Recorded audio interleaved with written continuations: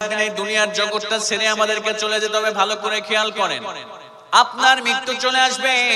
মৃত্যু যখন চলে আসবে, ফাইদা জাযালুহুম লা ইস্তাখিরুনা সাআতাও ওয়া লা ইস্তাকদিমুন। যখন আপনার মৃত্যুটা চলে আসবে, আপনি যদি আল্লাহর কাছে বলেন, আল্লাহ আমাকে একটা সেকেন্ড সময় দেন, আল্লাহ রব্বুল আলামিন আপনাকে একটা সেকেন্ড সময় দিবে না। নির্ধারিত টাইমে আপনার মৃত্যুটা হয়ে যাবে। জোরে বলেন, কথা ঠিক কিনা? নির্ধারিত টাইমে মালাকুল মউত এসে আপনাকে রূহটা কবজ করে নেবে। আপনি যতই তখন তার কাছে রিকোয়েস্ট করেন যে আমাকে একটা মিনিট সময় দাও, আমি ভালো কাজ করে আসব, আপনাকে কোনো সময় দেওয়া হবে। মৃত্যু একদম নির্ধারিত টাইমে আপনার মৃত্যু হয়ে যাবে। হযরত সুলাইমান আলাইহিস সালাম এর জামানায়, সুলাইমান আলাইহিস সালাম একজন ওজির ছিল। ভালো করে খেয়াল করেন মৃত্যু কেমন করে নির্দিষ্ট টাইমে হয়, একটু ভালো করে খেয়াল করেন। হযরত সুলাইমান আলাইহিস সালাতু ওয়াস সালামের জামানায় তার রাষ্ট্রের যিনি ওজির ছিলেন, যিনি মন্ত্রী ছিলেন, একদিন হঠাৎ করে সুলাইমান আলাইহিস সালাম তিনি একটা বৈঠকের মধ্যে, সেই বৈঠকের মধ্যে ওজিরও ছিল এবং সেই বৈঠকের মধ্যে আজরাইল ফেরেশতা মালাকুল মউত তিনিও অবস্থান করছিল, তিনিও সেখানে বসেছিল। এবার মালাকুল মউত ওই ওজিরের দিকে বড় বড় চোখ করে তাকিয়েছে। ভালো করে খেয়াল করেন মৃত্যু কেমন করে নির্দিষ্ট টাইমে হবে, মৃত্যু কেমন কোন টাইমে হবে। এক সেকেন্ড এদিকেও করা হবে না, এক সেকেন্ড পরেও করা হবে না। আমার মুসলমান ভাইরা, এবার ওই মালাকুল মউত ওজিরের দিকে বড় বড় চোখ করে তাকিয়েছে। ওজির তো ভয় পেয়ে গিয়েছে। ওজির ভয় পাওয়ার পরে সুলাইমান আলাইহিস সালামকে বললেন, আপনার পাশে বসে আছে ওই ব্যক্তিটাকে আমারে বলেন।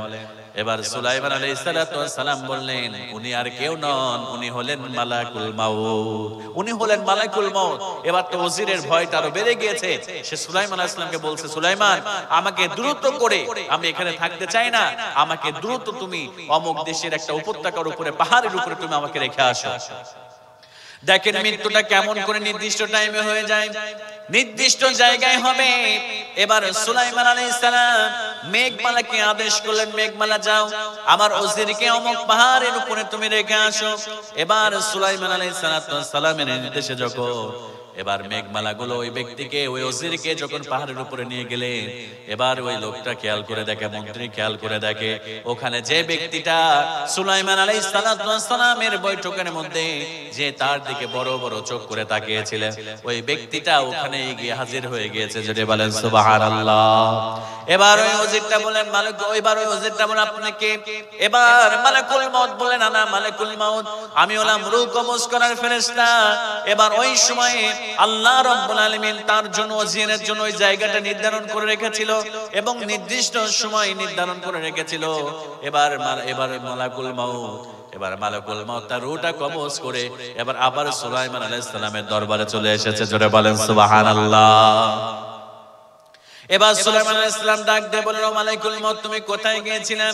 এবার মালাকুল মউত বললেন, ও আল্লাহর পয়গম্বর সুলাইমান, আল্লাহ রাব্বুল আলামিন আপনার এই ওজিরের রূহটাকে কবজ করার কথা বলেছে। আমি মাত্র দেখলাম আর কয়েক সেকেন্ড বাকি আছে, কিন্তু আপনার এই ওজিরটা আপনার বৈঠকের মধ্যে বসে আছে।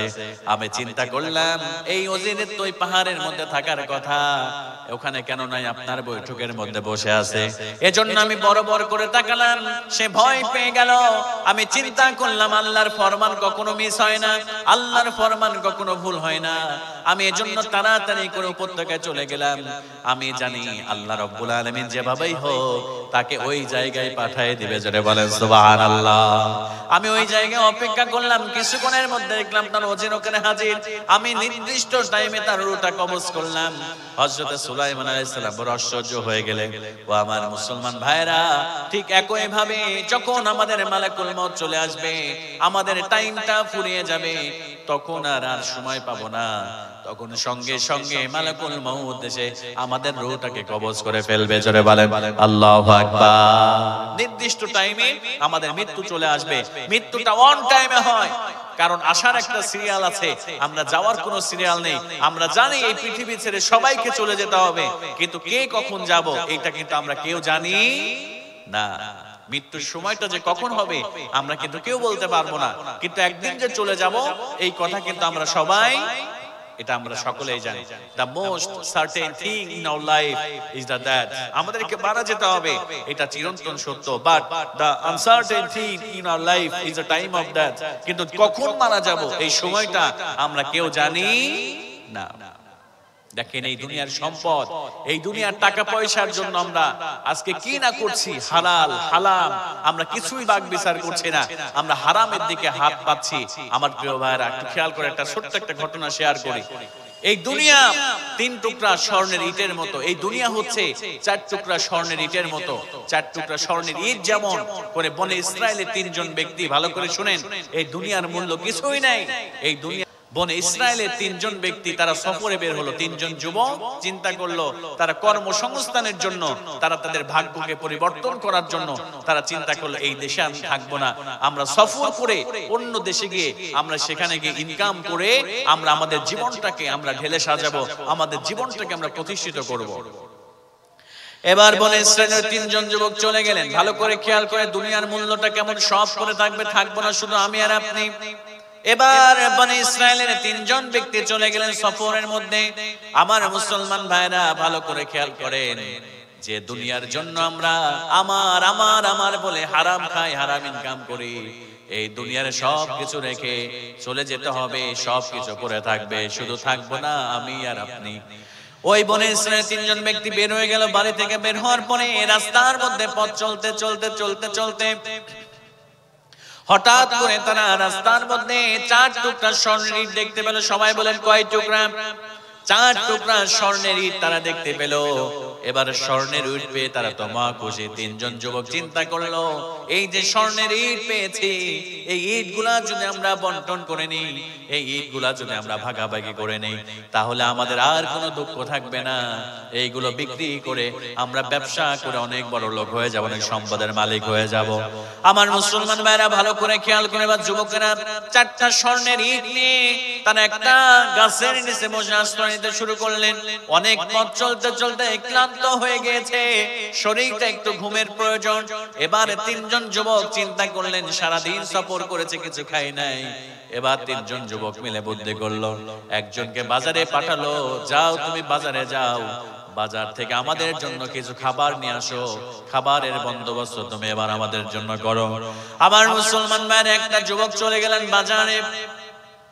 বাজারে যাওয়ার পরে খাবার কিনলেন। খাবার কেনার পরে এবার চিন্তা করলেন, ওই 2 জন যুবকের জন্য চিন্তা করলেন, আমরা ইট পেয়েছি 4টা, আমি যদি খাবারের সঙ্গে ইট, এই খাবারের সঙ্গে যদি আমি বিষ মাখিয়ে দিই, এই বিষগুলো খাওয়ার পরে এই খাবারটা যখন তারা খাবে তখন তারা ইন্তেকাল করবে, আর ওই 4টা স্বর্ণের টুকরা আমি একাই মালিক হয়ে যাব, একাই আমি মালিকানা আমার হয়ে যাবে, আমি বড় লোক হয়ে যাব। এজন্য সে চিন্তা করলো খাবারের সঙ্গে বিষ মাখিয়ে দিবে। এজন্য খাবার কিনলো, খাবারের সঙ্গে রুটির সঙ্গে সুন্দর করে বিষ মাখিয়ে দিল। বিষ মাখিয়ে দেবার খাবার নিয়ে চলতে শুরু করলো। আবার মুসলমান ভাইরা ভালো করে খেয়াল করেন, এই দিকে যে 2 বন্ধু বসেছিল, তারা 2 জন চিন্তা করলো, যে বন্ধুটা খাবার নিয়ে আসতে গিয়েছে ওইটারে যদি হত্যা করে ফেলি, তাহলে 4টা স্বর্ণের ইট 2 জন 2টা করে ভাগ করে নিব। এবার তারা বুদ্ধি করলো, যখনই খাবার নিয়ে আসবে সঙ্গে সঙ্গে আমরা 2 জন মিলে আমার ওই বন্ধুটারে আমরা হত্যা করে ফেলবো। জোরে বলেন নাউযুবিল্লাহ। এদিকে এই খাবারের সঙ্গে বিষ মাখিয়েছে, যে ওই 2 জনকে যখন খাবার দেব তারা মারা যাবে, 4টা স্বর্ণের ইট আমার হয়ে যাবে। ওই দিকে ওই 2 বন্ধু যুক্তি করছে, যখনই আমার ওই বন্ধুটা আসবে 2 জন মিলে তাকে হত্যা করব, যাতে করে 4টা স্বর্ণের ইট আমার 2টা, আমার বন্ধুর 2টা হবে। এরকম যুক্তি পরামর্শ করে তারা বসে আছে। খেয়াল করেন ভালো করে। এবার বন্ধু চলে আসলেন খাবার নিয়ে। খাবার নিয়ে আসার সঙ্গে সঙ্গে খাবারটা যখন রেখেছে, এবার খাবার রাখার সঙ্গে সঙ্গে ওই 2 বন্ধু মিলে তাকে ধরে ফেলেছে। ধরে ফেলার সঙ্গে সঙ্গে তাকে ছুরি দিয়ে কতল করেছে, তাকে হত্যা করে ফেলেছে। আমার মুসলমান ভাইরা, যিনি খাবার নিয়ে আসতে গিয়েছিলেন তার মৃতদেহটা পড়ে আছে। হত্যা করে ফেলার পরে 2 বন্ধু আবার চিন্তা করলেন, প্রচন্ড ক্লান্ত, প্রচন্ড পেটে ক্ষুধা, এবার পাশেই খাবারটা পড়েছিল। এবার ওই 2 বন্ধু মিলে চিন্তা করলো, যে খাবারটা পড়ে আছে আমাদের জন্য এনেছিল, চলো যাই ওই খাবারটা খেয়ে একটু দেহটাকে শান্ত করে এরপরে আমরা স্বর্ণের 2টা ইট ভাগাভাগি করে আমরা বাড়ির দিকে রওনা দেব। এবার ওই 2জন যুবক এবার পাশেই খাবারগুলো পড়েছিল, খাবারগুলো যখন পড়েছিল ওই খাবারটা খেলো, কিন্তু খাবারের সঙ্গে ওই বন্ধুটা বাজার থেকে কেনার সময় বিষ মাখিয়ে দিয়েছিল। এবার ওই 2 বন্ধু যখন ওই খাবারটা খেলো সঙ্গে সঙ্গে তারা বিষাক্রান্ত হয়ে এই দুনিয়া ছেড়ে চিরবিদায় নিয়ে চলে গেল। জোরে বলেন নাউযুবিল্লাহ। এই গল্প থেকে আমরা কি শিখলাম ভালো করে খেয়াল করেন। এই ঘটনা থেকে আমরা কি শিখলাম? এই দুনিয়াতে আমরা সবাই এমনটা মনে করি আমার বাড়ি, আমার ঘর, আমার গাড়ি, আমার সবকিছু, কিন্তু আমার মুসলমান ভাইরা আমরা কিছুই ভোগ করতে পারি না। অনেকেই আছে সুদ খেয়ে ঘুষ খেয়ে এত সম্পদের পাহাড় করে লক্ষ কোটি কোটি টাকার মালিক হয়ে যায়, কিন্তু খেয়াল করে দেখবেন যারা হারাম ইনকাম করে তারা ওই সম্পদ ভোগ করতে পারে না। রাতের বেলা ডাইনিং এর মধ্যে অনেক রকমের খাবার থাকে, বিভিন্ন ধরনের আইটেমের খাবার থাকে, কিন্তু ডাক্তার নিষেধ করেছে আপনার শরীরের মধ্যে ডায়াবেটিস ধরা পড়েছে, আপনার কিছু খাওয়া যাবে না। রাতের বেলা একটা পাতলা রুটি আর কিছু সবজি খাবেন। আমার মুসলমান ভাইয়েরা খাবারটা কত ধরনের খাবার থাকে ডাইনিং টেবিলে, কোনো কিছুই খেতে পারেন না। সকাল বেলা একটা রুটি সবজি দিয়ে, রাতের বেলা একটা রুটি সবজি দিয়ে ভাত খাওয়া যাবে না, গরুর গোশত খাওয়া যাবে না, খাসির গোশত খাওয়া যাবে না। এরকম করে ওই সম্পদের পাহাড় করেছে হারাম টাকায়, কিন্তু আল্লাহ এমন একটা রোগ দিয়ে দিয়েছে ওই হারাম সম্পদ সে ভক্ষণ করতে পারে না। কথা বলেন ঠিক কিনা? এজন্য আমার মুসলমান ভাইরা আল্লাহ রাব্বুল আলামিন ঘোষণা করলেন বাল তুসিরুনাল হায়াতাদ দুনিয়া ওয়াল আখিরাতু খায়রুন ওয়া আবকা। ও দুনিয়ার মানুষেরা তোমরা মনে করো এই দুনিয়ার জীবনটা তোমাদের জন্য শ্রেষ্ঠ জীবন, কিন্তু আমি আল্লাহ রাব্বুল আলামিন ঘোষণা করলাম এই দুনিয়ার জীবনটা খেলতামাশা ছাড়া কিছুই নয়, তোমাদের জন্য পরকালীন জীবনটাই হলো শ্রেষ্ঠ জীবন। এজন্য পরকালের জীবনের জন্য তোমরা প্রস্তুতি গ্রহণ করো। জোরে বলেন সুবহানাল্লাহ। এই দুনিয়ার জীবন ছেড়ে একদিন সবাইকে চলে যেতে হবে। এই দুনিয়ার জীবনের পরবর্তী স্টেপ, পরবর্তী ধাপ হচ্ছে আপনার যখন মৃত্যু চলে আসবে, আপনি যদি ভালো মানুষ হন আপনার মৃত্যুটা সুন্দর হবে, আর আপনি যদি খারাপ মানুষ হন, আপনি যদি বেনামাজি হন, তাহলে আপনার মৃত্যুটা কত কঠিন হবে একটু খেয়াল করে দেখেন। আল্লাহর নবী বিশ্ব নবী সাল্লাল্লাহু আলাইহি সাল্লাম বললেন যারা ভালো মানুষ ভালো করে খেয়াল করেন শুরু হয়ে যাবে মৃত্যু যন্ত্রণা থেকে।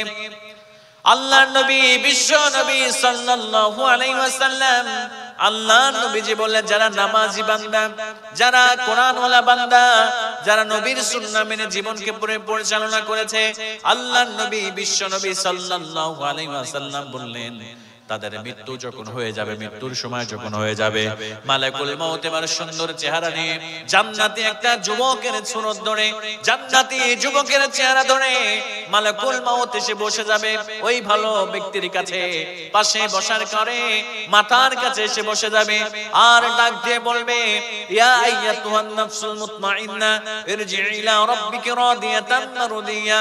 ও প্রশান্ত আত্মা, ও ভালো আত্মা, তুমি তোমার রবের সন্তুষ্টির জন্য, তোমার রবের খুশির জন্য তুমি বের হয়ে আসো।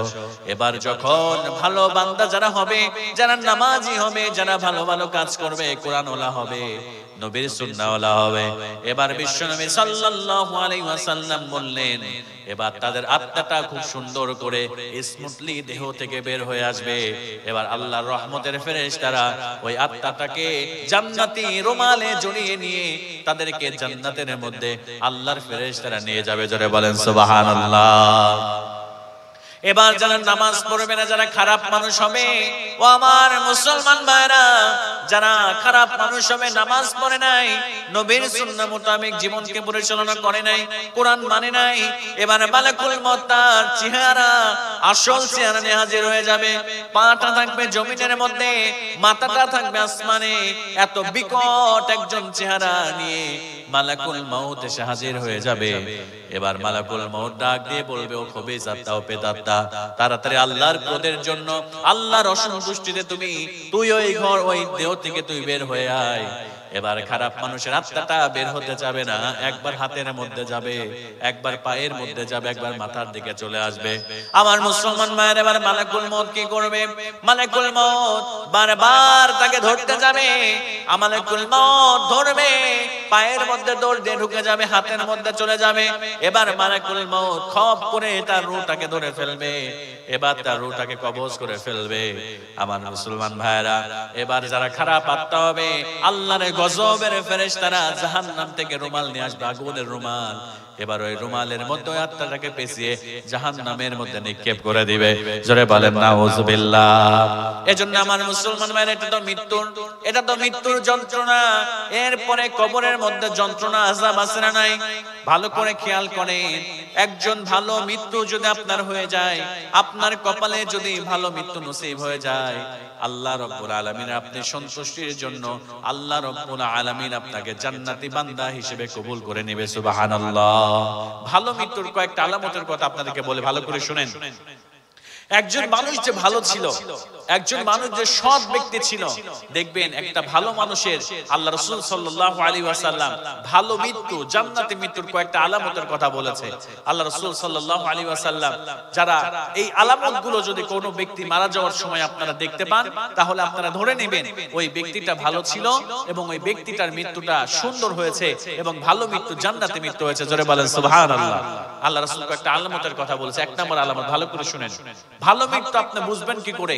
একজন ব্যক্তি, আপনার ভাই যদি মারা যায়, আপনার চাচা যদি মারা যায়, আপনার বাবা যদি মারা যায়, আপনি কয়েকটা আলামত দেখে চিনতে পারবেন যে তাদের ভালো মৃত্যু হয়েছে, তাদের জান্নাতি মৃত্যু হয়েছে। আল্লাহ রাসূল কয়েকটা আলামতের কথা, কয়েকটা সাইনের কথা আল্লাহ রাসূল বলে দিয়েছে। বিশ্বনবী সাল্লাল্লাহু আলাইহি সাল্লাম ভালো মৃত্যুর এক নম্বর আলামতের কথা বললেন। আল্লাহর নবী বিশ্বনবী সাল্লাল্লাহু আলাইহি ওয়াসাল্লাম বললেন, লাকিনু মাউতাকুম লা ইলাহা ইল্লাল্লাহ। যখন কোনো বান্দা ইন্তেকাল করবে, যখন কোনো মানুষ মারা যাবে, তোমরা তাদের পাশে বসে তাদেরকে কালিমা তালকিন দাও, তাকে কালিমা পড়ানোর চেষ্টা করো, কিন্তু জোরাজোরি করো না। তুমি কালিমা পড়বা, সঙ্গে সঙ্গে ওই ব্যক্তিটাও কালিমা পড়বে। আল্লাহর নবী বললেন, আল্লাহর নবী বিশ্ব নবী সাল্লাল্লাহু আলাইহি ওয়াসাল্লাম বললেন, ভালো মৃত্যুর এক নম্বর গুণ হলো, যদি কখনো দেখে নেন আল্লাহর কোনো বান্দা বান্দে যদি মৃত্যু যখন হয়ে যাচ্ছে তখন যদি কালিমা পড়ে, আল্লাহর নবী বিশ্ব নবী সাল্লাল্লাহু আলাইহি ওয়াসাল্লাম বললেন, যদি কারোর শেষ কালিমা, মৃত্যুর সময় শেষ বাক্য লা ইলাহা ইল্লাল্লাহ, এই কালিমা যদি পড়তে পড়তে যদি সে ইন্তেকাল করে, আল্লাহর নবী বিশ্ব নবী বললেন ওই ব্যক্তিটার ভালো মৃত্যু হয়েছে। জোরে বলেন সুবহানাল্লাহ। যদি কখনো দেখেন কোনো মানুষ মারা যাচ্ছে, এমন সময় সে কালিমা পড়তে পড়তে পড়তে পড়তে মারা যায়, তখন আল্লাহ রাসূল বললেন তাহলে তোমরা ধরে নিবা ওই ব্যক্তিটার ভালো মৃত্যু হয়েছে, ওই ব্যক্তিটার জান্নাতি মৃত্যু হয়েছে। জোরে বলেন সুবহানাল্লাহ। এরপরে বিশ্বনবী সাল্লাল্লাহু আলাইহি সাল্লাম দুই নাম্বার বললেন ভালো মৃত্যুর দুই নাম্বার আলামত। আল্লাহর নবী বিশ্বনবী সাল্লাল্লাহু আলাইহি ওয়াসাল্লাম বললেন, যারা আল্লাহর মাহবুব বান্দা, যারা ভালো বান্দা, যারা নামাজি বান্দা, নবীর সুন্নাহ মানাওয়ালা বান্দা, যারা কোরআন মেনেছে, দুই নাম্বার ভালো মৃত্যুর আলামত হলো যখন সে ইন্তেকাল করবে তার কপালটা ঘেমে যাবে। যদি দেখেন কারো কপালটা মৃত্যুর সময় ঘেমে যায়, তাহলে ধরে নেবেন ওই ব্যক্তিটার ভালো মৃত্যু হয়েছে। জোরে বলেন সুবহানাল্লাহ। এরপরে বিশ্বনবী তিন নাম্বার বললেন, যদি কোনো মানুষ হজের সফরে মারা যায়, জুমার রাত্রিতে মারা যায় এবং রমজানের রজনীতে মারা যায়, বিশ্বনবী সাল্লাল্লাহু আলাইহি ওয়াসাল্লাম বললেন তার যদি ঈমান থাকে, সে যদি নামাজি হয়, যদি এমন অবস্থায় তার মারা যায়, সে যদি মারা যায়, তোমরা ধরে নিবা ওই ব্যক্তিটা আল্লাহর মাহবুব বান্দা ছিল, তার জান্নাতি মৃত্যু হয়েছে। জোরে বলেন সুবহানাল্লাহ। এরপরে বিশ্বনবী সাল্লাল্লাহু আলাইহি সাল্লাম আরেকটা আলামতের কথা বললেন, কেউ যদি জিহাদের ময়দানে মারা যায়, কেউ যদি আগুনে পুড়ে মারা যায়, কেউ যদি পানিতে ডুবে মারা যায়, আর তার যদি ঈমান থাকে, বিশ্বনবী সাল্লাল্লাহু আলাইহি ওয়াসাল্লাম বললেন তোমরা ধরে নেবা এইগুলো শহীদি মৃত্যু, এদের ভালো মৃত্যু হয়েছে। এজন্য আল্লাহ রাব্বুল আলামিনের হাবিব বললেন এদের মৃত্যুটা হলো জান্নাতি মৃত্যু। জোরে বলেন সুবহানাল্লাহ। তাহলে মৃত্যুর সময় আপনি যদি দেখেন কেউ কালিমা পড়তে পড়তে মারা যায়, ধরে নেবেন তার ভালো মৃত্যু হয়েছে। যদি দেখেন কপালটা ঘেমে যাচ্ছে, ধরে নেবেন তার ভালো মৃত্যু হয়েছে। যদি দেখেন জুমার দিনে রমজান মাসে হজের সফরে মারা গিয়েছে, ধরে নেবেন তার ভালো মৃত্যু হয়েছে, জান্নাতি মৃত্যু হয়েছে। আবার কেউ যদি কোনো যুদ্ধের ময়দানে ময়দানে, জিহাদের ময়দানে যদি আগুনে পুড়ে পানিতে ডুবে মারা যায়, যদি তার ঈমান থাকে তাহলে বুঝে নেবেন, ধরে নেবেন তার ভালো মৃত্যু হয়েছে। আল্লাহর কাছে দোয়া করে, আল্লাহ তুমি আমাদের ভালো মৃত্যু, আমাদেরকে জান্নাতি মৃত্যু আল্লাহ তুমি দান করো। সকলেই পড়ে আল্লাহুম্মা আমিন।